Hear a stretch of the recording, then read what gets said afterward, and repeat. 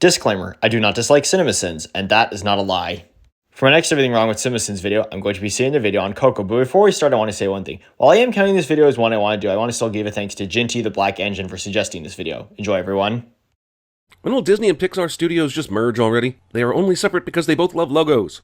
Well, these logos have always been separate, so it's going to stay that way whether you like it or not, Jer. Also, I don't care if it's two of the most successful studios of all time, that's 44 seconds of two logos. And similarly, that was 2 sins on the logos. Sometimes, I think I'm cursed. And a narration. Which is meant to give us the backstory on the Riveras. This is establishing that because Hector left Imelda and Coco and never came back, it led the Riveras to banning music. So the narration here is required. And one day, he left with his guitar and never returned. The opening narrow exposition of this movie is so Beauty and the Beast that I'm now half expecting at least one character to end up with Stockholm Syndrome. This isn't exactly the same because the Papel Picado is animated here, which wasn't the case with the stained glass in Beauty and the Beast. She rolled up her sleeves, and she learned to make shoes. The role of the great-great-grandmother will be played by Daniel Day-Lewis, who not only learned to actually make shoes in preparation for this role, he spent the last year being animated. God, he's such a craftsman. I get that you're making a joke here, but Imelda is voiced by Alana Ubach. You know, the last time I was in a room with a woman this old, a wrestling mask, and feathers? I've already said too much. Jeremy Sins himself cliché. Abuelita runs our house just like Mama Imelda did. I'm not sure hatred of music could or would be passed down this many generations. No one in this family ever stopped to ask if maybe the real villain in that story they tell every year is the Music Man and not music itself? Well, that's kind of the point that the movie makes here. They see Hector as the bad guy since he never came back, and they hate music because they don't want anyone else to end up like him.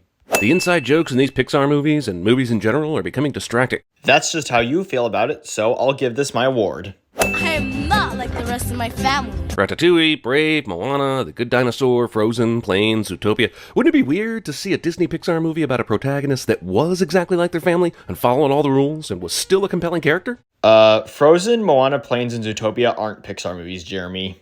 The inside jokes in these Pixar movies and movies in general are becoming distracting. Well, just like I said before, that's just how you feel about it, so I'll give this my award too.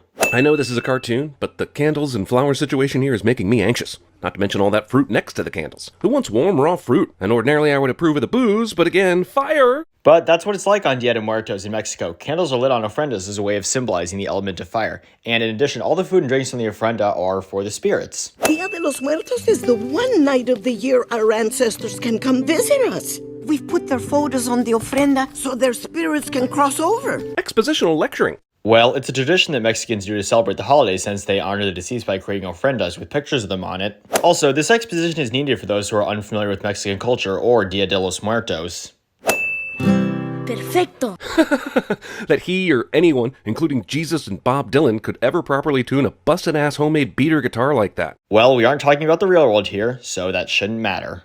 This kid's Ernesto shrine is kind of sweet, and it shows he really does get what the Day of the Dead is all about, just with his personal hero as opposed to family. But I still can't remove a sin. The fire safety ignorance is a much bigger generational problem for this family than their hatred of music. But again, that's how ofrendas are set up in Mexico for the holiday.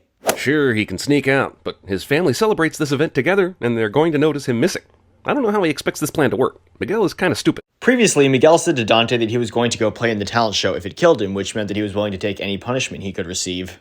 It's time you joined us in the workshop! Nike! Not a sin there, my dude. Kurt wrestling. Jeremy says something random cliché. How is the guitar not crushed along with Ernesto by that Tim Burton's Batman bell? Because Ernesto passed the guitar to someone before being crushed. So not only will I give this my award, but I'm also going to say that you'd know that if you were actually paying attention. Granted, we're about to experience spirits and magic and supernatural shit, but that guitar being in tune is going to end up being the #1 thing that bugs me about this movie. Well, it's possible that the guitar was kept in tune and maintained by those who looked after the mausoleum, hence it being in good condition. Also, Coco and the Six Strings. Also, referencing another completely unrelated movie. Welcome back! Anything to declare? You mean to tell me I've got to put up with fucking customs even after I'm dead? Like I've said before, this isn't the real world we're talking about here, so it's allowed to have its own rules. That devil box tells you nothing but lies. Cambridge Analytica. Jeremy says something random cliché.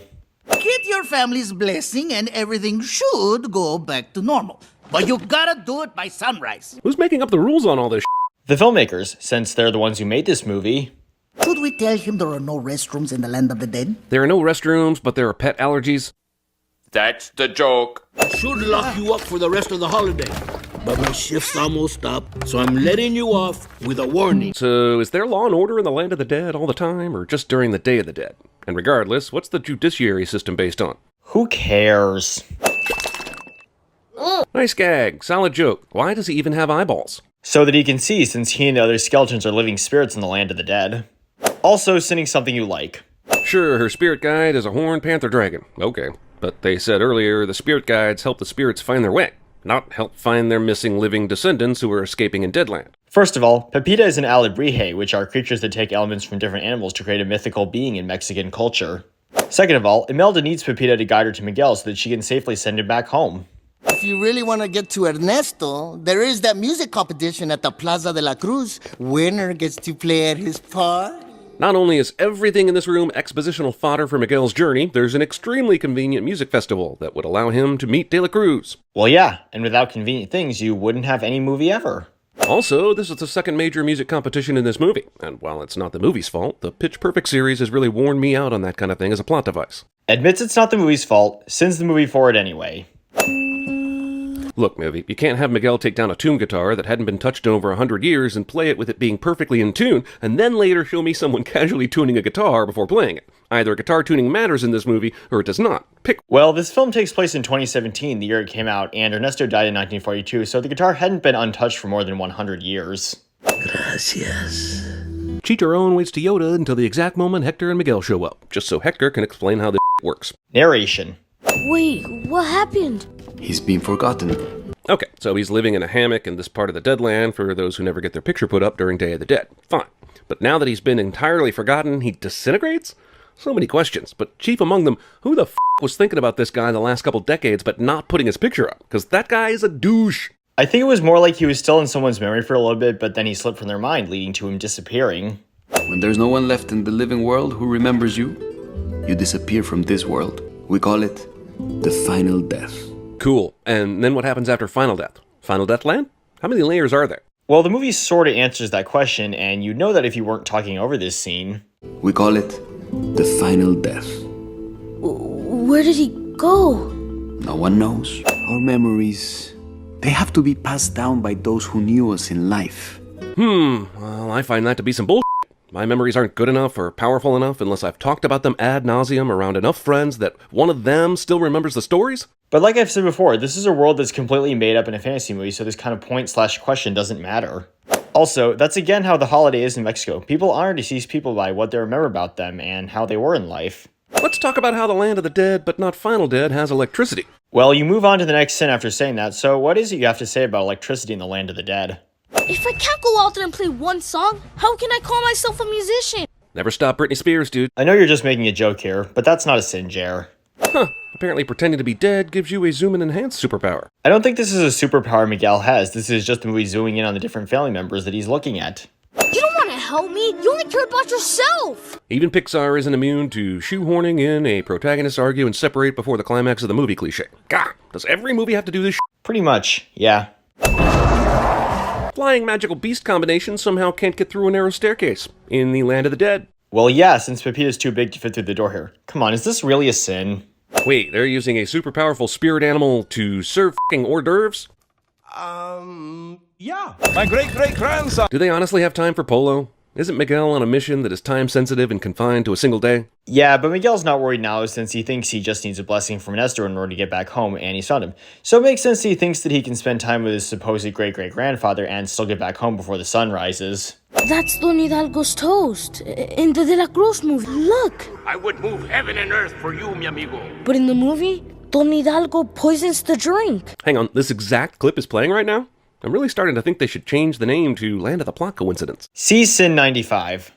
I would move heaven and earth for you, mi amigo. I guess Ernesto's just been carrying that poison around in his suitcase this entire tour, waiting for a chance to use it. Yeah, that's probably what he did while he was alive. If you murder a living human kid in the Land of the Dead, does he die or what? He never died the first time, so he can't die a final death here. Which means that best case scenario, he just comes back here as a proper skeleton, no? Yeah, he probably would just come back as a skeleton, which also would have happened if he stayed in the Land of the Dead at sunrise. My daughter. She's the reason you wanted to cross the bridge. I just wanted to see her again. But I neglected to mention the sole reason that I've been trying to make this happen during this entire movie until now. I mean, seriously, this movie would have been over a long time ago if Hector had said anything about his daughter. But Hector did bring up Coco earlier in the film when he said, "And I can cross over the bridge. I can see my girl." I wish I could tell her that her papa was trying to come home. Hector plays the pronoun game with Coco just so we can wring a little more tension out of this reveal. But since they don't yet know they're related, Hector wouldn't know that Miguel knows who Coco is, so him using the pronouns makes sense. My Coco. Roll Cocos! Like Blake has said in his Home Alone video, this is not the first time the title of the movie has been said, Jeremy. Coco's name was already said at least 5 times prior by my count. Even after the realization that they're related and can easily rectify both of their situations by finding one of those plentiful petals and getting Hector's blessing, these assholes sit around this cave instead of searching for a way out. But the sinkhole hasn't shown us any Aztec marigold petals, so I don't see your point here. Dante! Dante's Machina. But the movie already introduced us to Dante at the beginning, so this isn't a Deus Ex Machina. Does everything here have to be skull-shaped? Yes, because this is the land of the dead, and Dia de Muertos is something this movie revolves around. He left this family. Tried to go home to you and Coco, but De La Cruz murdered him. It's true. God damn it, then why didn't you find a way to tell this to Imelda the whole time that you were in the land of the dead? This entire movie could have been solved with simple communication. Because he didn't realize it until now, so I'll give this my award too. You will return home. No more music. Family comes first. What? Yeah, that's the lesson that Miguel learns in this movie. Like basically all Pixar movies, this film devolves into a garden variety chase scene at the end. I wouldn't say that about every Pixar movie, since some that doesn't apply to are Cars, Cars 3, Finding Nemo, and Toy Story 4. You're going home. You're not going anywhere. Yeah, that's on Miguel for taking his sweet-ass time to grab that pedal. No, the real sin here is that all the other Riveras should have seen Ernesto behind Miguel, but nobody said anything about it. Look, we all knew there would be another spirit animal ex machina moment here, but what the took Pepita this long? Just like with Dante, we were already introduced by Pepita prior to this moment, so this isn't a Deus Ex Machina either. Please, if you forget him, he'll be gone forever. Ah, Eternal Sunshine! I knew this movie was basically an amalgamation of 5. Next. Remember me. I should remove a sin for this scene being so emotionally powerful, but since I can't see what I'm writing while ugly crying, I'll just let the sin counter do what it wants. And instead of removing a sin here as he should have, he adds a sin. So for that, he's getting these many sins. And here's the end result, everybody. This sin total is 425, and the sentence will be cursed. Thank you for watching, everybody, and have a nice day.